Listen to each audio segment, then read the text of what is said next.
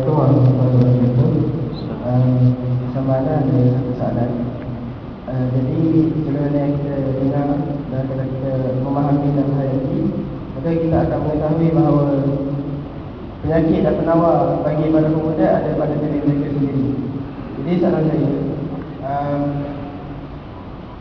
segala proses perbaikan diri sebahagian besarnya ada pada proses yang dinamakan sebagai tarbiyah latihan. Jadi setelah lama mendengar perkataan ini, soalan saya, bagaimana untuk menjalani tarbiyah latihan dan bagaimana untuk kekal dalam proses tersebut sehingga ciri-ciri pemuda idaman dapat kita tanam dalam hati kita. Allah. Ya, kumpul soalan. Ada soalan lagi.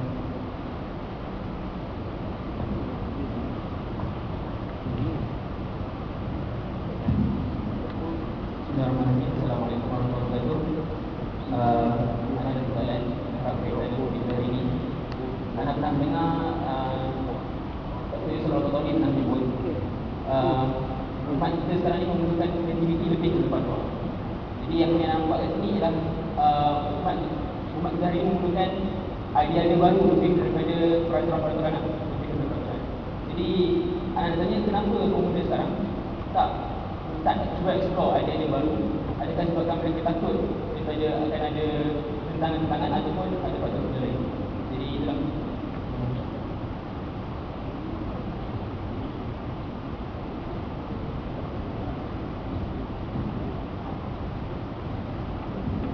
Assalamualaikum. Perlu berkenan nama saya? Saya Iman Muslim.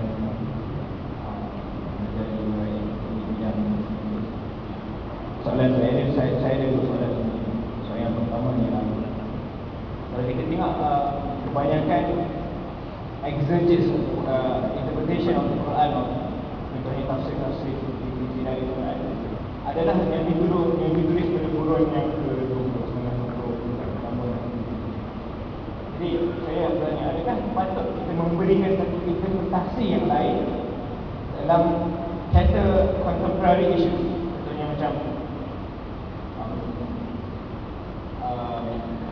mudah atau tidak kita menggunakan ada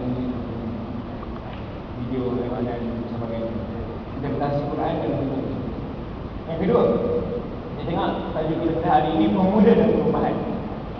Jadi saya mendengar kebanyakan apa yang disampaikan oleh penceramah ialah perkara yang ini dulu. Saya nak jawapan yang tangible kepada bagaimana pemuda itu dapat merubah keadaan highway Kelantan. Kita tengok Kelantan jalan luar gerai macam semua adalah satu highway. Bagaimanakah pemuda dapat mengubah highway kepada untuk cater kemudahan rakyat Kelantan dan mungkin Terengganu pada masa jet. Ini pemuda dan perubahan.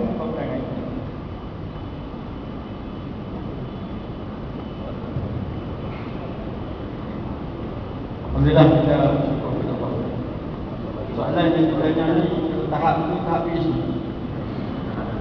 Yang bukan tahap master lagi, ada pun ijazah. Tapi maknanya tahap PhD. Soalan-soalan yang sangat mencabar, yang sangat sukar untuk dijawab dalam tempoh 40 minit. Tapi insyaAllah kita cuba. Soalan yang pertama ialah berkaitan dengan tarbiyah zatiah. Tarbiyah zatiah kalau kita ambil konotasi bahasa Inggeris disebut sebagai self-development, membangunkan potensi diri. Potensi itu ada tapi belum dibangunkan. Menghidupkan diri ataupun membaiki diri. Ya. Dalam konteks tarbiyah zatiah ini, perkara yang sangat penting ialah disiplin. Disiplin. Sebab itu Allah bersumpah dengan masa. Wal asr. Demi masa. Memang kebanyakan manusia itu rugi dan merugikan masa. Salah satu sebab kita semua rugi sebab kita merugikan masa muda. Tidak mentarbiyah diri sehingga diri itu berpotensi untuk mengubah jalan yang bengkok-bengkok jadi highway. Betul. Kalau saya nak kaitkanlah. Tapi dalam konteks tarbiyah zatiah, yang persoalan yang dia tanya ialah bagaimana perkara yang sangat penting untuk kita ubah diri. Jawapan saya dia apa? Disiplin. Kita tahu baca Quran itu bagus. Kita tahu menghayati Quran itu tuntutan Islam. Tetapi kita tidak ada masa untuk membaca Al-Quran karena habis masa dengan Facebook. Ini tangible. Masa dengan Facebook itu lebih banyak daripada baca Quran. Sebab kita melihat Facebook itu lebih relevan dalam dunia kita ini. Membaca Al-Quran itu starting. You baca, you tak baca, macam tak ada apa-apa. Dan penyakit yang telah menimpa pemuda pada hari ini. Wah, kita meninggalkan semua yang asasi sebagai contoh. Dan Allah kata Allah kata dalam Al-Quran, sesungguhnya dengan mengingati Allah itu tenang. Kita mencari jalan lain, maka kita tidak ada ketenangan.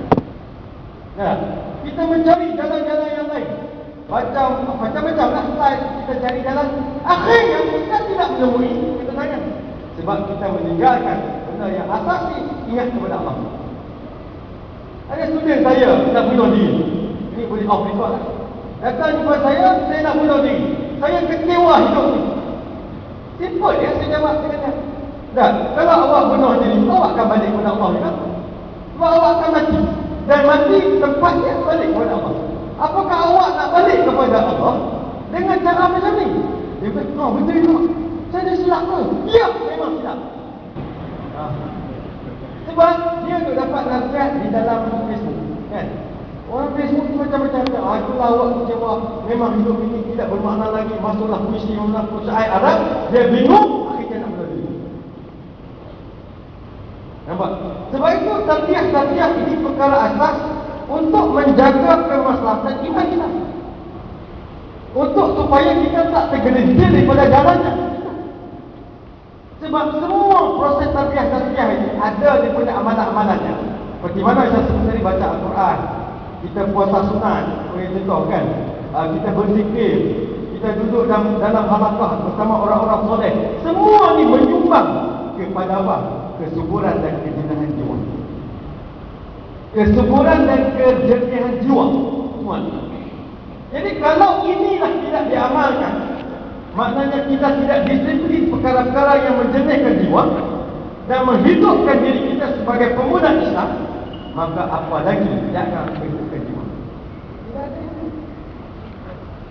Tidak ada yang lain.